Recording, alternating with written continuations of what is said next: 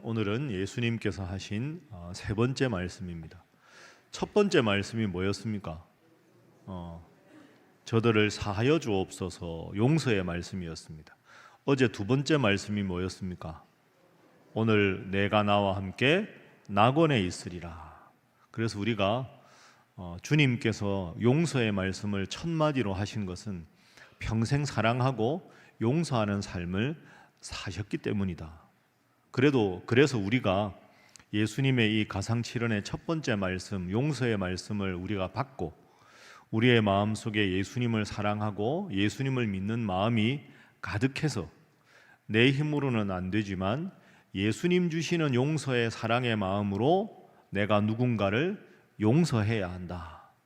그렇게 용서해야 어제 두 번째 순서에 내 마음에 낙원이 임하고 내 삶에 낙원이 임한다.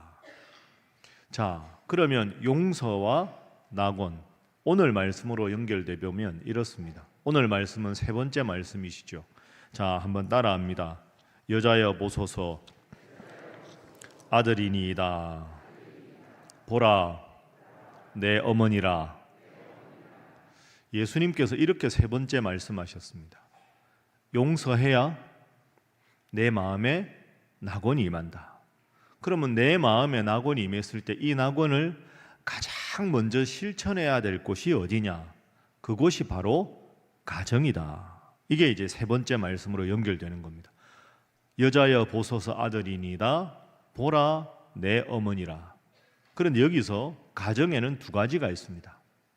첫 번째는 내가 태어나서 자란 육신의 가정입니다. 여자여 보소서, 아들이니이다. 예수님 말씀하신 어머니 마리아를 향한 어머니와 아들 사이의 사랑, 배려, 섬김, 용서. 또 두 번째는 제자 요한에게 보라, 너의 어머니라 이렇게 말씀하셨습니다. 요한의 어머니가 마리아가 아니지요. 제자에게 어머니를 부탁하셨습니다. 그러면 혈연 관계를 뛰어넘는 새로운 가정이 이루어지는 거죠. 제자 요한과 예수님의 어머니 마리아 사이에 혈연을 넘는 새로운 가정이 생긴다. 그게 영적인 가정, 그게 바로 교회입니다. 그래서 앞으로도 가상칠언 말씀의 쭉 순서를 생각할 때 용서가 필요하다. 용서해야 낙원이 이루어진다. 낙원을 제일 먼저 실천해야 될 것은 가정이다. 혈연적인 가정과 영적인 가정인 교회다. 그것이 오늘 세 번째 말씀의 가장 중요한 주제입니다. 이 주제를 딱 넣고 지금부터 말씀을 살펴보도록 하겠습니다. 자, 14페이지 여러분 보시죠. 14페이지 보시면 제가 제일 위에 방금 말씀드린 걸 정리를 해두었습니다. 앞선 두 말씀과의 연결. 첫 번째 말씀이 용서가 이루어져야 하는 곳, 낙원이 되어야 할 곳. 두 번째, 그것이 바로 가정과 새로운 영적인 가정이 교회입니다 하는 것을 기억하십시오. 자, 그럼 이제 오늘 이 세 번째 말씀에 담긴 의미를 구체적으로 한번 살펴보겠습니다. 여러분, 예수님이 이 세상에 오셔서 몇 년을 사셨습니까? 33년을 사셨습니다.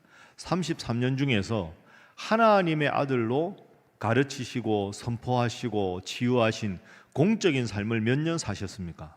3년 사셨습니다. 33년 중에 3년을 하나님의 아들로 살아가셨습니다. 그럼 30년은 마리아의 아들로, 요셉의 아들로, 그 다음에 예수님의 동생들이 여럿 있었습니다.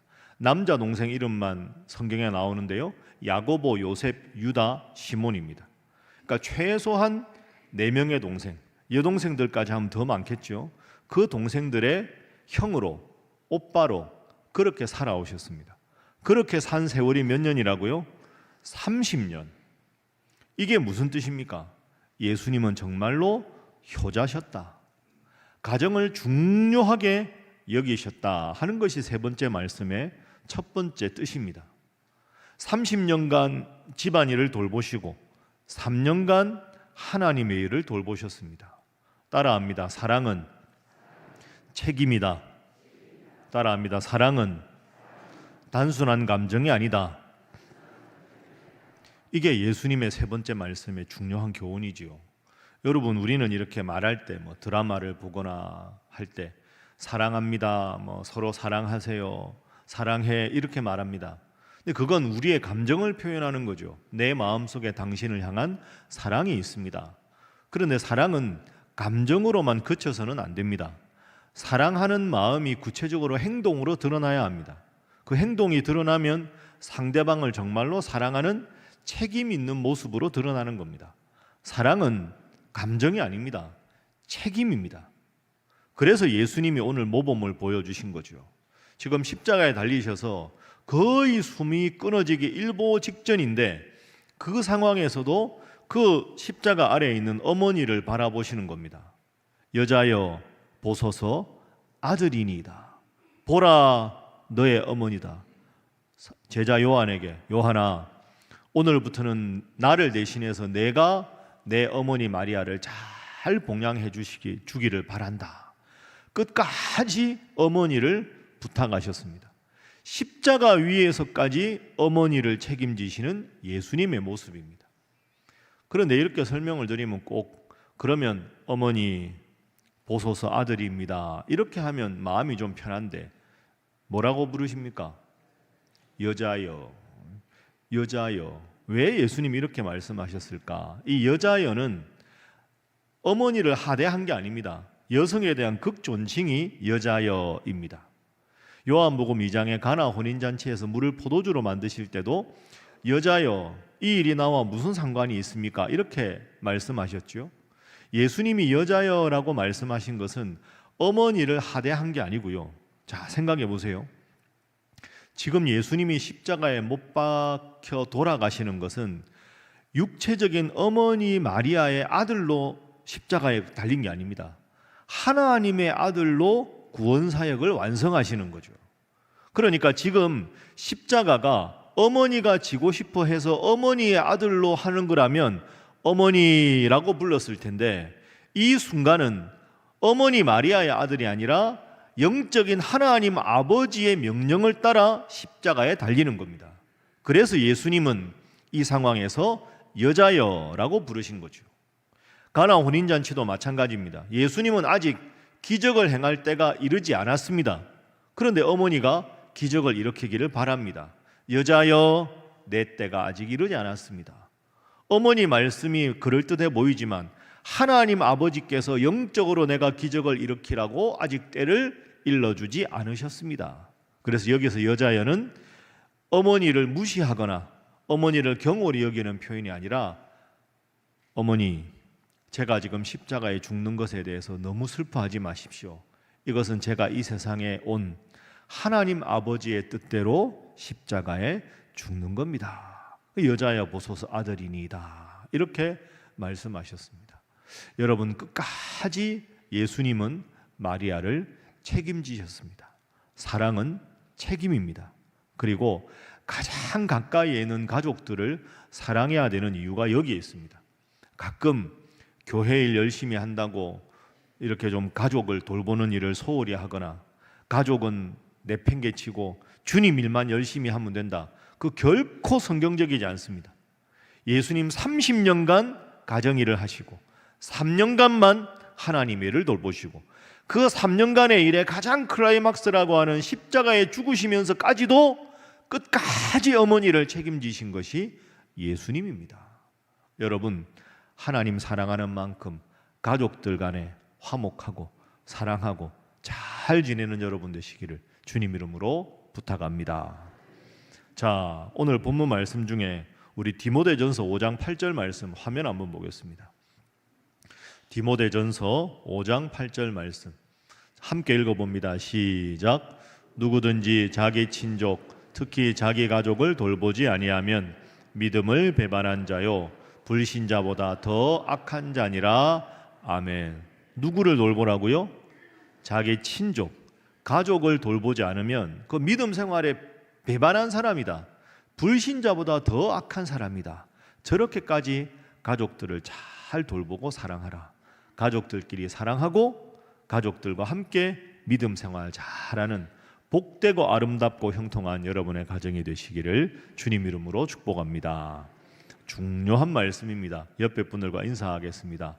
가족들과 잘 지내시기 바랍니다. 한 번 더 할까요? 그것이 하나님의 뜻입니다.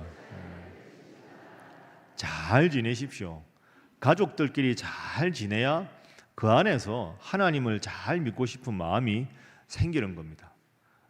때로는 가족들이 제일 가시가 되고 시험거리가 될 때 방금 이 말씀 꼭 기억하십시오. 그리고 여러분들 대부분 다 부모님들 아닙니까? 자녀들 사랑해 주십시오. 많이 사랑해 주십시오. 마음에 안 들 때 있죠. 그래도 사랑하십시오. 예수님이 우리가 잘해서 예수님이 우리를 사랑하십니까?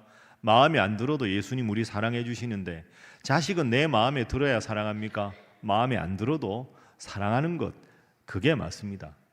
여러분, 제가 1년에 한두 번씩 그 청소년 보호 감호소라는 데를 갑니다. 설교하러. 그러니까 이제 그 만 18세가 되기 전에 미성년인 청소년들, 중고등학교 아이들이 큰 죄를 저지르면 학교에서 도저히 감당할 수 없으면 교도소 가기 전에 그 아이들을 돌보는 곳, 거기서 개전의 요소가 있으면 다시 돌려보내고 훈방을 하고, 거기서 도저히 개전의 여지가 없으면 앞으로 이제 더 심한 형벌을 받게 되는, 그걸 이제 감별하는 곳입니다. 제가 가서 이렇게 보면 흔히 말하는 대로 그 아이들의 순간적인 실수가 반복되면 비행 청소년 이렇게 말하지 않습니까? 근데 그 관리하는 분들하고 자세히 말씀을 나눠보면 비행 청소년이 되는 아이들은 대부분 공통점이 하나 있습니다. 가정에서 사랑을 못 받은 아이들이 대부분입니다. 가정에서 충분히 사랑을 못 받으니까 자신들의 마음에 사랑이 없는 거죠. 그 사랑이 없으니까 누군가에게 사랑을 베푸는 것이 익숙하지가 않고 훈련이 안 돼 있는 겁니다. 내가 받은 사랑이 없으면 그 사랑을 내가 실천하기가 어렵습니다. 그래서 여러분, 가정에서도 늘 서로 축복하고 좋은 말하고 격려하고 사랑하고 하하하고 웃고, 그래서 여러분의 가정이 작은 천국 같은 복되고 은혜로운 가정이 되기를 주님 이름으로 축복합니다. 아멘. 잘 하셨으니까 잘 하시리라 믿습니다. 자, 두 번째는 이제 혈연 관계를 뛰어넘어서 영적인 가정입니다. 여러분, 예수님 동생이 몇 명이라고요? 남동생만 4명 아닙니까? 여동생도 있었겠죠. 그런데 오늘 본문에 보면 이상한 점이 하나 있습니다. 예수님이 보라 내 어머니라 누구에게 부탁했다고요? 제자 요한에게 부탁했습니다. 동생들이 줄줄이 있는데 왜 예수님이 제자에게 부탁했을까요? 그 동생들을 무시해서가 아닙니다. 왜 그랬느냐 하면 하나님을 믿고 예수님을 구원자로 믿는 신앙 공동체가 교회를 이루고 그 교회는 혈연 공동체를 뛰어넘어야 한다, 이런 뜻입니다. 그러니까 예수님은 지금 십자가의 죽음을 대체하면서 교회를 탄생시키신 겁니다. 혈연 관계가 아니어도 주님을 믿는 믿음 안에서 내가 스승이고 요한 너가 제자가 된 것처럼 이제는 나를 믿는 자들이 유대인이나 이방인이나 남자나 여자나 종이나 자유자나 모두 모여서 한 하나님을 아버지로 믿고 나를 구원자로 믿는 우리 모두가, 너희 모두가 모여서 교회를 형성한다. 교회는 영적인 가정이다. 이걸 가르쳐 주시기 위해서 예수님은 십자가의 목숨과 보라 내 어머니라 말씀하면서 교회 탄생을 바꾼 겁니다. 그러면 오늘 이 새벽에 온 여러분, 우리 모두는 뭡니까? 한 가족입니다. 한 가족. 모두가 한 가족인 줄로 믿습니다. 옆에 분들과 인사하겠습니다. 가족들끼리 으르렁거리면 되겠습니까? 웃으면서, 환하게 웃으면서 인사해야죠. 우리는 한 가족입니다. 에헤, 다시 하겠습니다. 이 정도 가지고 안 되겠. 더 웃으면서 앞뒤 옆을 보면서 우리 모두는 한 가족입니다. 우리 모두는 한 가족이 돼야 됩니다.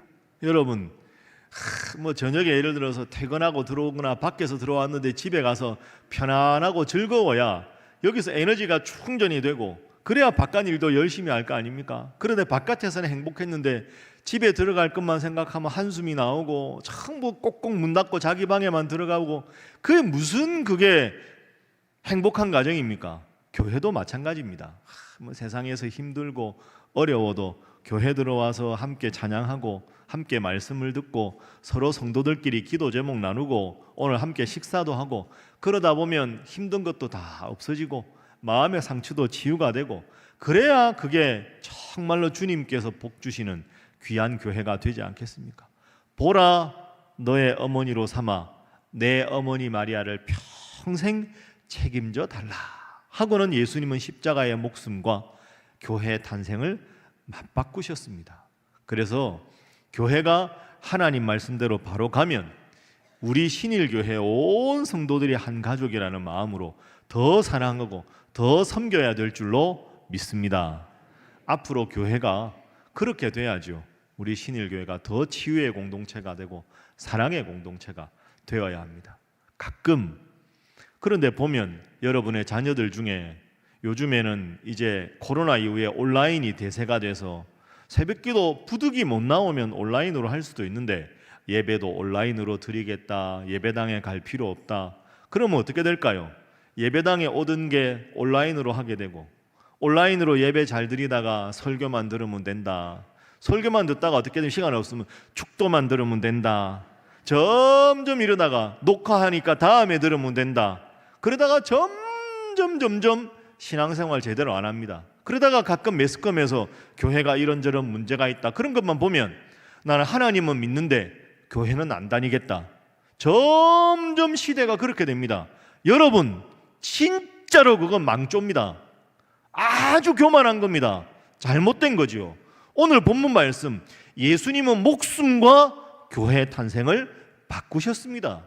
교회에 충성하는 것, 교회가 바른 길로 가면 교회에 충성하는 것이 주님을 사랑하는 징표고 주님에 대한 사랑인 줄로 믿습니다. 혹시 여러분 자녀들이 하나님은 믿는데 나는 교회는 안 갈랍니다 이렇게 말하면 꼭 기억하십시오. 두 가지 포인트를 딱 기억해서 앞으로 자녀들과 자손들에게 일러주십시오. 첫 번째로 기억할 본문은 마태복음 16장 18절입니다. 자, 화면 한번 보시지요. 자, 예수님께서 친히 말씀하셨습니다. 함께 읽습니다. 시작. 또 내가 내게 이르노니 너는 베드로라. 내가 이 반석 위에 내 교회를 세우리니 음부의 권세가 이기지 못하리라. 아멘. 저 말씀 누가 하신 겁니까? 예수님이 하신 겁니다. 예수님이 뭐라고 하셨느냐? 베드로가 당신은 그리스도시요 살아계신 하나님의 아들이라고 고백하니까 화면에 보이는 대로 내가 이 반석 위에 너의 그 믿음의 고백 위에 무엇을 세우겠다? 무엇을 세우겠다? 따라합니다. 내 교회. 그냥 교회가 아닙니다. 내 교회입니다. 내 교회. 내가 주인인 나의 교회를 세우겠다. 그럼 여러분 신일교회를 세우신 분이 누굽니까? 주님이십니다. 주님께 속한 것이 우리 신일교회입니다. 그런데 내가 주님은 믿는데 교회는 안 다니겠다. 정말로 예수님 마음을 아프게 하는 거죠.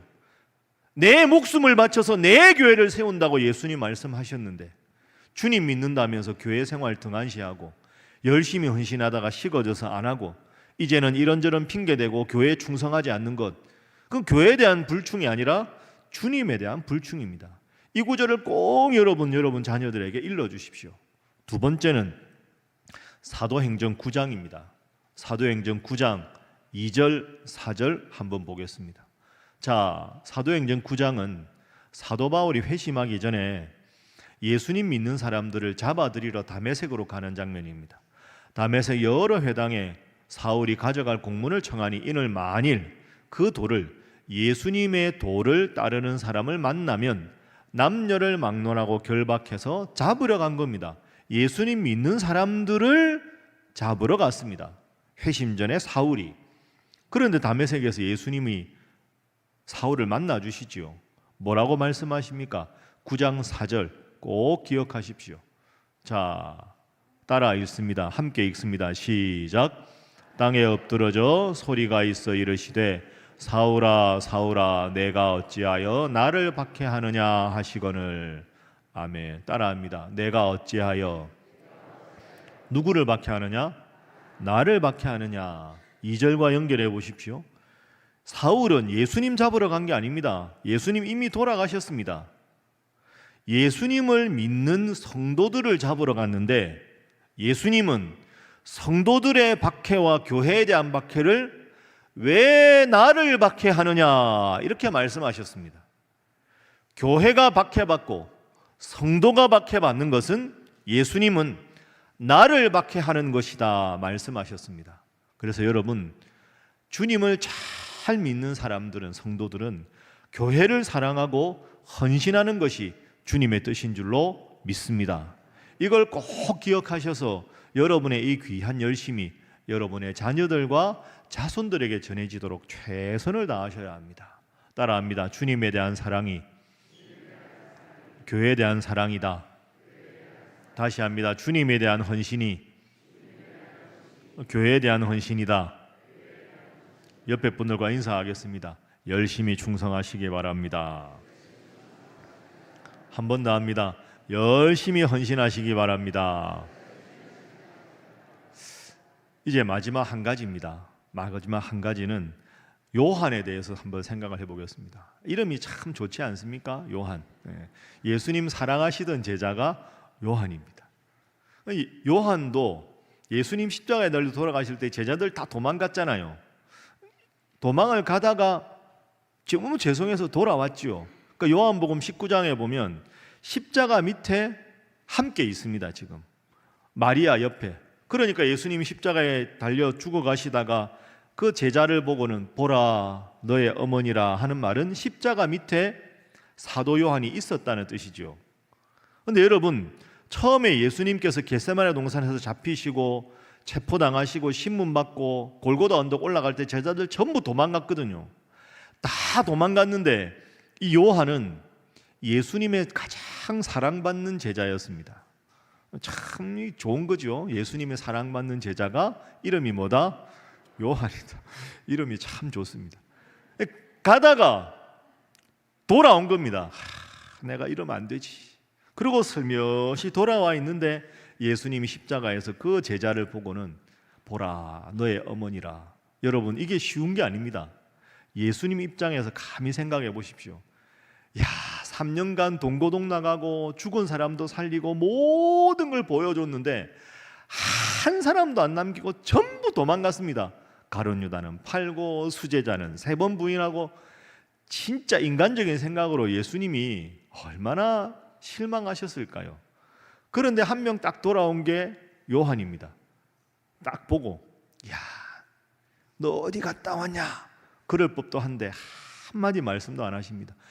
요한이 십자가 밑에서 예수님 바라볼 때 얼마나 부끄럽고 죄송했을까요? 내가 예수님이 제일 사랑하셨는데 도망갔다가 다시 왔는데 예수님 바라볼 염치가 없다. 그런데 예수님께서 돌아가시면서 의식이 가물가물하신데 보라 너의 어머니다. 요한아, 앞으로는 이 내 어머니를 너의 어머니로 섬겨라. 그래서 요한만 결국 순교 안 합니다.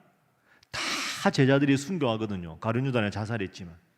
그런데 요한은 이후에 베드로와 함께 선교하고 그리고 에베소에 가서 목회를 합니다. 제일 장수합니다. 왜 그랬을까요? 이 명령 때문에. 내 어머니 마리아를 부탁한다. 이 명령 때문에 다른 데 가지 않고 에베소에서 열심히 존경받는 목회자로 목회하다가 끝까지 마리아를 지키는 게 요한입니다. 근데 여기서 예수님의 사랑을 볼 수가 있습니다. 만약에 예수님께서 십자가에서 아무 말씀도 요한에게 하지 않으셨다면 요한은 끝까지 괴로웠을 겁니다. 내가 도망갔던 제자다. 다른 제자들도 도망갔다. 그런데 예수님께서 요한아, 내 어머니를 너에게 부탁한다. 이게 뭡니까? 회복시켜 주신 겁니다. 괜찮아. 너 도망갔지만 다시 왔잖아. 괜찮아. 요한아, 내 어머니를 너의 어머니로 삼아서 잘 섬겨주기를 바란다. 이 요한의 마음에 그 부끄러움과 죄송한 마음을 회복시켜 주신 겁니다. 이게 무슨 뜻입니까? 따라합니다. 교회는 회복의 공동체다. 다시 합니다. 교회는 회복의 공동체다. 교회는 회복의 공동체가 되어야 됩니다. 여기서 서로 상처 주고 상처받는 게 아니라 세상에서 힘들고 어려워도 서로 기도하고 하나님 앞에 예배드리고 찬양하면서 온전히 회복이 돼야 되는 거죠. 그래야 신앙생활이 즐겁고 교회 오는 것이 행복하지 않겠습니까? 교회 왔는데 다 더 힘들고 더 상처받고 더 괴로워지면 안 되는 거죠. 여러분, 우리 신일교회가 앞으로도 정말로 모든 상처와 모든 어려움이 회복되고 주님 사랑하러 온전한 교회 되기를 주님 이름으로 축복합니다. 여러분 한 분 한 분이 그런 성도가 되시기를 주님 이름으로 축복합니다. 그렇게 하기 위해서 누가 제일 잘해야 될까요? 왜 저만 쳐다보십니까? 여러분이 저하고 여러분 다 잘하셔야 되는데. 옆에 분들과 마지막으로 인사하겠습니다. 잘하시기 바랍니다. 한 번 더 합니다. 저도 잘하겠습니다. 그런데 여러분은 교회 생각하면 무슨 생각이 드십니까? 우리는 참 그렇습니다. 교회 신앙생활 하면서 이 교회를 통해 은혜 받고 행복하고 치유받고 이런 것보다 때로는 상처받은 거 생각나고 불편한 거 생각나고 이래줬으면 하는 바램만 생각나고 교회를 통해서 많은 것 받았는데 그런 것만 먼저 생각나는 경우도 많이 있습니다. 그 왜 그럴까요? 교회를 통해 받은 게 훨씬 많은데 왜 교회에서 이런저런 문제가 보이고 불편한 게 먼저 보이고 그럴까요? 여러분, 제가 구역 모임 때 한번 말씀드렸는데요. 폭삭 소가수다 보셨습니까? 보십시오. 그거 진짜 좋은 드라마입니다. 공중파에 안 하니까 넷플릭스에서 하는데요. 제가 이 설교 시간에 스토리를 다 말씀드릴 수는 없고 제주도에서 그 어렵고 힘든 가정에서 아주 이렇게 사랑과 치유로 이렇게 행복하게 되는 참 좋은 드라마인데요. 그러니까 제주도 해녀가 어머니죠. 어머니가 해녀고 가난한 집 딸이 크면서 자라나는 인생의 에피소드를 아주 담담하게, 대사가 참 좋습니다. 그거 보면 제가 보기에 아마 여러분 여기 특별히 권사님들 엄청 우실 겁니다. 지금도 우신 분이 꽤 많은 것 같습니다. 드라마 안 보신 분 많으니까 너무 오래 이야기하면 상처받으시니까 그 드라마에서 대사 2개만 제가 소개하겠습니다. 제가 보다가 이거 참 그렇다. 첫 번째 대사입니다. 참 이상하게도 부모는 미안했던 것만 사무치고 자식은 서운했던 것만 사무친다. 여러분 그렇지 않습니까?